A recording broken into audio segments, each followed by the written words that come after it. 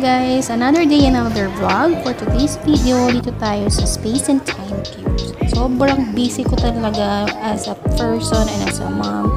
Talagang sobrang tagal ko din talaga na-upload tong video na to. Tignan nyo naman, halos 9 months ata akong hindi nakapag-vlog. Kasi sobrang busy ko talaga. So anyways, itong video na to is about sa Space and Time Cube.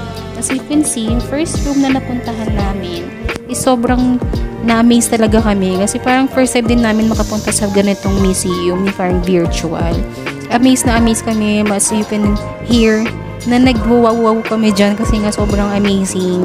Parang uma-under kayo tapos makikita mo yung iba't ibang view. Ang ganda lang, tapos madaling kanya sa next stop natin is itong parang garden na video. Tapos yung sa loob ng room na yun, parang siyang maze. Iikot ka, tapos puro mirror. Nakakaligaw at nakakatakot. Tapos yung isang room naman na yun, yung parang may swimming pool. Pwede din kayo mag-picture. Ang ganda din dun sa loob na yun. Tapos parang kang nasa under ng pool. Later, makikita nyo yung mga pictures namin. Tapos nakaka-blooming yung aura, no? Tapos ayun naman, ito naman yung parang mula lang iba't ibang mga kulay lang siya, tapos may mga lugar-lugar din. Isa sa pinaka-favorite namin talaga itong parang mirror and light room. Nalimutan ko na yung tawag. Sobrang nag-enjoy kami dito. So make sure lang talaga kung papunta kayo dito, dapat naka-cycling kayo kasi kung naka-skirt ka or shorts, makikitaan kayo kasi mirror din yung inaapakan nyo. Ang fragile nung sahig pero hindi naman matibay naman siya. Tapos ang ganda lang nung effect nung ilaw, lakas maka-blooming. Tapos kailang balik kami dito kasi may gusto akong shot. Next video, ito ang saya din ito para kayo nalalagdag sa hagdan. Kasi may mag-a-assist din sa inyo dito. Ang saya.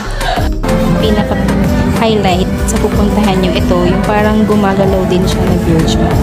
So, dadalhin niya kayo sa iba't ibang lugar. Tapos, ayun nga, bumalik kami ulit dito kasi nga, meron akong gustong shot na gustong gawin. Tapos, buti na lang dyan yung ate ko, sobrang supportive niya sa akin.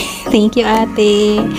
Ayun lang, ikot-ikot. Tapos, may sinasadya siya sa akin na magyanda, umikot daw akong parang ganun. Ayun lang.